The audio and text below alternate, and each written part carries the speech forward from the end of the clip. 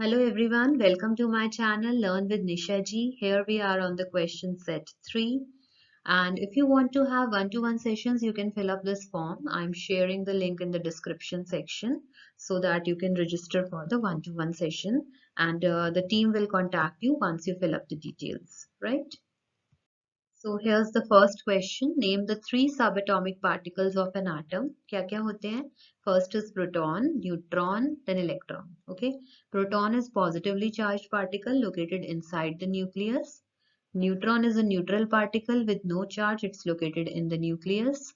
Electron is negatively charged particle revolving around the nucleus in defined orbits. Right? Second question says helium atom has an atomic mass of 4 units and 2 protons in its nucleus. Okay, so how many neutrons does it have? तो आपको पता है number of neutrons can be calculated like number of neutrons is atomic mass minus number of protons, right?